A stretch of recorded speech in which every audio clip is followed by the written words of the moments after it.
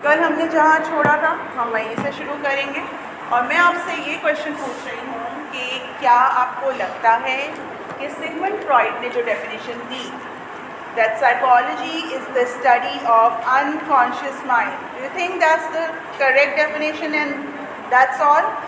We should stop here? ऐसा ही करना चाहिए? यही है डेफिनेशन? सब यही कह रहे हैं कि यही डेफिनेशन है, इसके आगे कुछ नहीं है। इसका मतलब आपने बुक नहीं पढ़ी। मैंने आपको कहा था ना कि आगे बुक में से स्टडी करना, इसका मतलब बुक ना खुली है ना पढ़ी है। इसलिए आपको पढ़ेंगे। This is what is been evident कि आपने किताब को हाथ नहीं लगाया एंड दैट्स वेरी बैड। जो होमवर्क दिया जाए उसको आपने करना है, ठीक है? अच्छा, सिगमंड फ्रॉइड ने कहा कि हमारे अनकॉन्शियस माइंड में जो हमारी अनमेट डिज़ायर्स, अनफुलफिल्ड विशेस, जो हमारी चीज़ें पूरी नहीं होती, उसको स्टडी करके हम लोगों की नफ्सियात को समझ सकते हैं, ठीक है? तो इस डेफिनेशन को किसने क्रिटिसाइज़ किया? ये डेफिनेशन भी फाइनल नहीं है। अभी तक हम 3 डेफिनेशंस रिजेक्ट कर चुके हैं, तीसरी डेफिनेशन रिजेक्ट होने जा रही है कि this is also not final. क्योंकि कौन आ गया फिर? Behaviourist Watson, J.B. Watson, father of behaviourism. Behaviourist आए, उन्होंने कहा आप बात करें अनकॉन्शियस माइंड की, आप बात करें सोल की, आप बात करें माइंड की, लेकिन इन सब के अलावा आप उस चीज़ की बात नहीं कर रहे जो बहुत ही ऑब्जेक्टिव है और देखा जा सकता है, मेजर किया जा सकता है। जैसे आप सब अभी सुन रहे हैं मुझे, या आपका क्या है? सुनना, देखना, या आपकी कौन सी कैटेगरी में आएगा? Is it your soul? आपका सोल है? आपका माइंड है? आपका अनकॉन्शियस है? नहीं। आपका सर हिलाना, नहीं में सर हिलाना, हाँ में सर हिलाना, ये सब आपका क्या है? This is known as behaviour, ठीक है? जब आप ये सर हिलाते हैं, इससे क्या मैसेज मिलता है? अगर मैं सर हिलाऊं, क्या मैसेज मिला? नहीं, ये सही नहीं है। तो आपने मेरी नॉन वर्बल बिहेवियर से भी मैसेज निकाला, ठीक है? अगर मैं बाहर देखूं, आपको क्या मैसेज मिल रहा है? बाहर कोई बाहर है, ठीक है? अगर मैं बहुत ज़्यादा जो है वो शोर करूं, एंग्री हो जाऊं, गुस्सा करूं, तो एक बिहेवियर पता चलेगा about my internal mental state कि यार मिस आज इतना गुस्सा क्यों कर रही, आज क्या हुआ है मिस को? कितने लोग कहेंगे कि मिस घर से लड़के आई हैं, है ना? ऐसा होता है कि कभी कभार हम बिहेवियर्स को देख के बंदे की साइकोलॉजी की जांच कर रहे हो, ठीक है? तो साइकोलॉजी की नई डेफिनेशन आई कि psychology is the study of behaviour. Okay, so these were behaviourist who said कि नहीं, साइकोलॉजी ना तो सोल का इल्म है, रूह का इल्म है, ना ये माइंड का है, ना ये अनकॉन्शियस का है, ये है सबसे ऑब्जेक्टिव चीज़ जो हमें नज़र आता है और हम उसे रिकॉर्ड कर सकते हैं, ऑब्ज़र्व कर सकते हैं, वो है हमारा किरदार। किरदार क्या है? बिहेवियर। कितनी बार आपने जो है वो टेस्ट में फुल मार्क्स लिए? ये आपका बिहेवियर है। I can observe, I can record, और मुझे आपके IQ लेवल का पता चल जाएगा कि इस बच्चे का IQ लेवल क्या है, ठीक है? आप कितनी बार स्कूल आए, कॉलेज आए? रेगुलरिटी, आपकी अटेंडेंस, बिहेवियर है आपका, वो मुझे क्या बताएगा कि कितने आप रेगुलर हैं, कितना आप कीन ऑब्जर्वर हैं, कितना पढ़ सकते हैं। आज मैंने सुबह आके पूछा कि कौन मुझे रिकैप देगा, तो आपका क्या नाम है? किंजा ने मुझे रिकैप दिया। किंजा के इस बिहेवियर से जो उन्होंने मुझे रिकैप दिया, मुझे क्या समझ आया कि किंजा को मेरे कल का लेक्चर समझ आ गया है। दैट मीन्स कि behaviour is everything that shows something objective. So they were very famous. जैसे ही बिहेवियरिस्ट आए, सब ने कहा yes this is what psychology is, यही तो है साइकोलॉजी। और बिहेवियरिस्ट बहुत फेमस हो गए और आज तक वो फेमस है, ठीक है।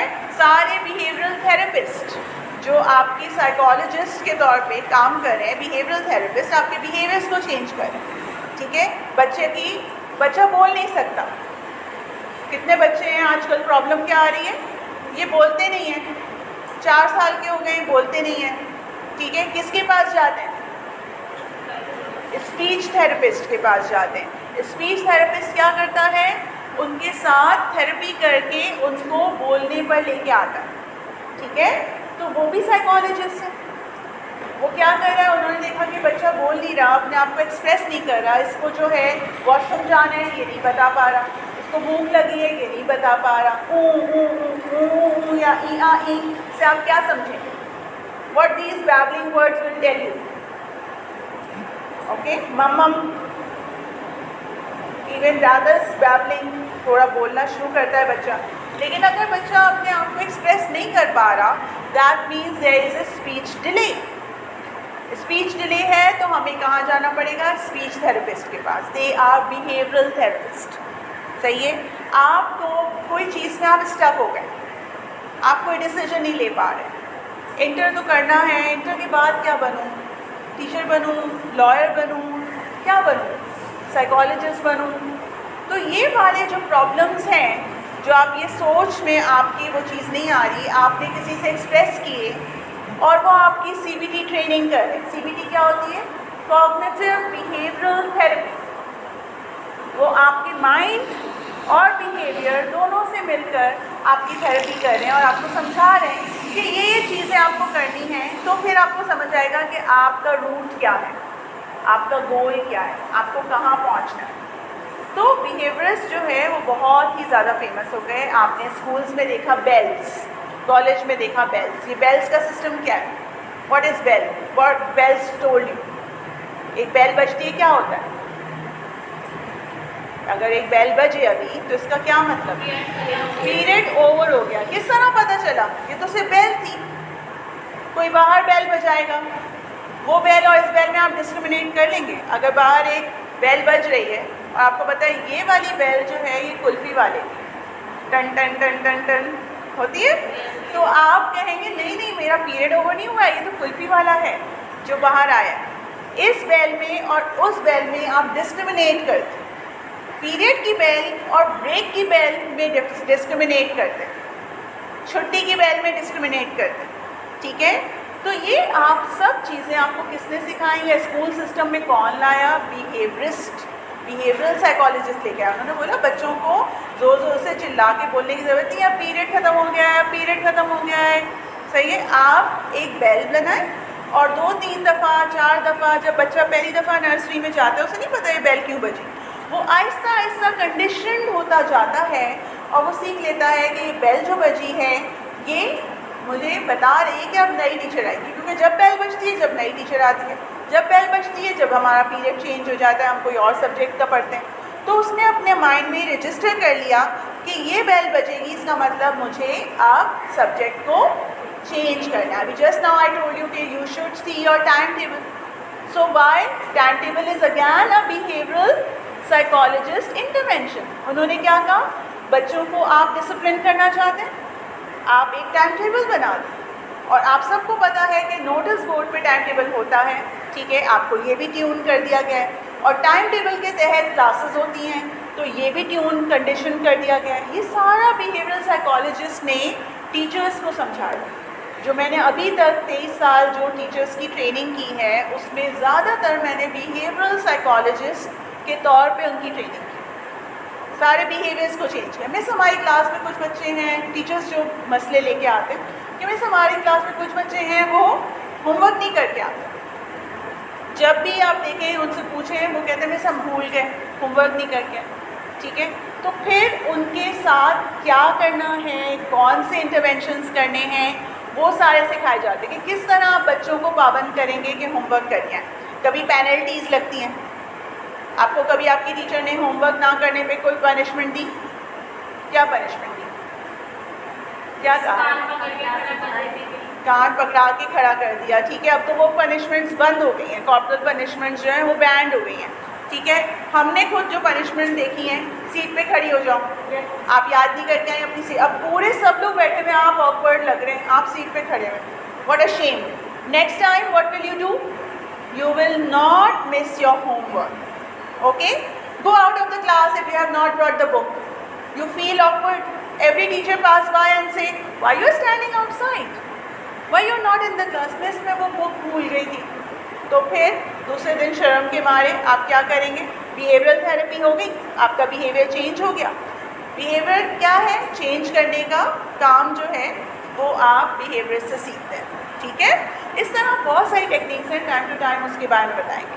तो do you think that this is the final definition? The psychology is the study of behaviour? नहीं, अभी भी नहीं। अब आप लोग ट्यून हो गए कि मिस हमेशा एक नई डेफिनेशन लेके आ जाती हैं। बेटा psychology is a growing science. कुछ सब्जेक्ट्स ऐसे होते हैं जो ग्रो नहीं कर रहे होते, जो रिसर्च के बेसिस पर हर दूसरे टाइम पर मतलब एक नई जदीद चीज़ लेके नहीं आ रहे होते। साइकोलॉजी ऐसी नहीं है, साइकोलॉजी में रिसर्च हो रही है। तो इसी वजह से बिहेवियरिस्ट को भी क्रिटिसिज्म मिला। उन्होंने बोला भाई आप सिर्फ आउटर चीज़ें देख रहे हैं, लोगों का बिहेवियर देख रहे हैं, आप ये बताएं ये बिहेवियर लोग करते क्यों हैं?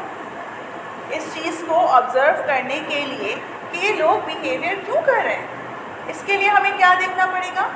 We have to see mental processes. I can see Noor Fatma's behavior. Okay? It seems that she is not well, right? But for this I have to ask, I have to see. Might be I have to check her blood pressure or might be I have to check her temperature कि क्या हो रहा है, ठीक है।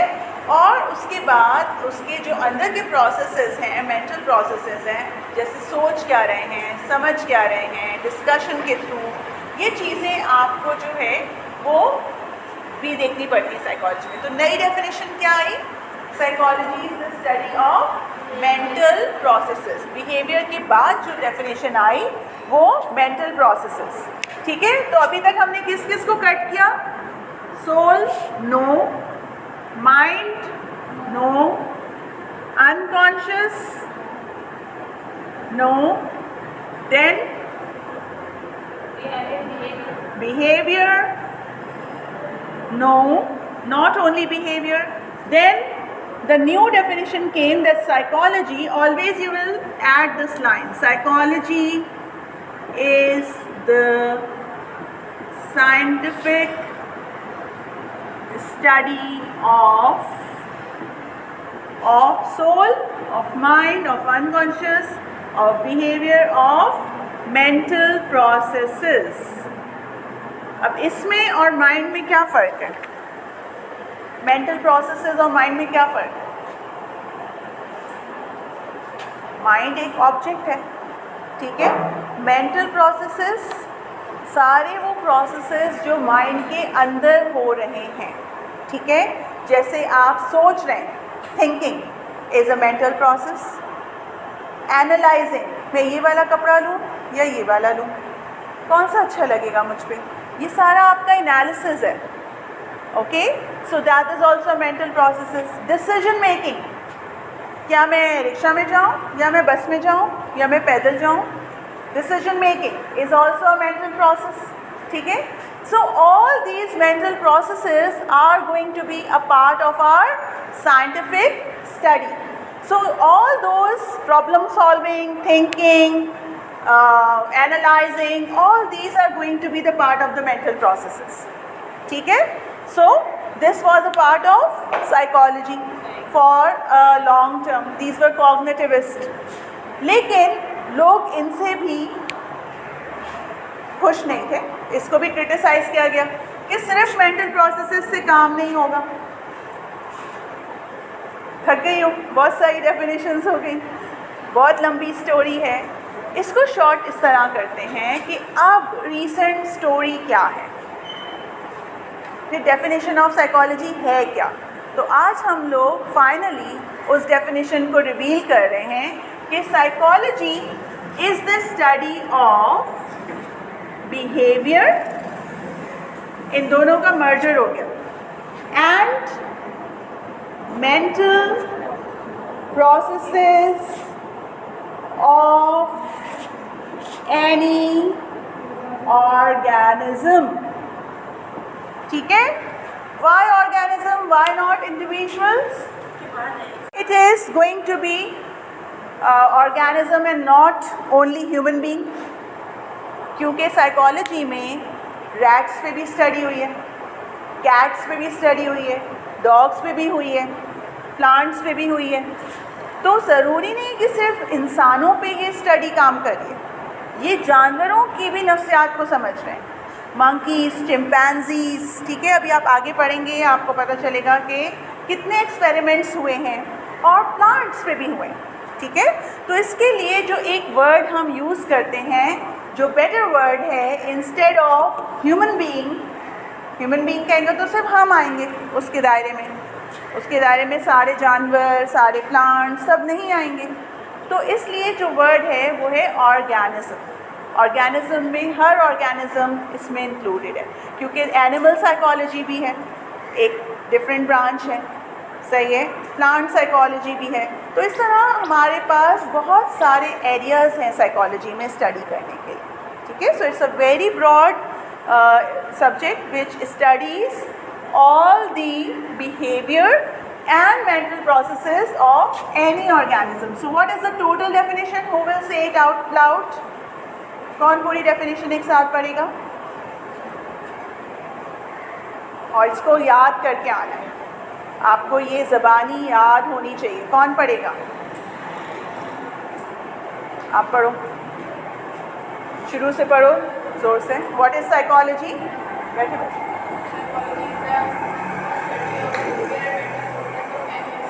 Okay, organism. ठीक है, तो यहाँ पर हम इस क्लास को ख़त्म कर रहे हैं, इस बात को ख़त्म कर रहे हैं, और मैं एक्सपेक्ट करूँगी कि नेक्स्ट क्लास में सबको ये डेफिनेशन ओरली वर्बली याद हो, बोर्ड मिट चुका होगा। ठीक है।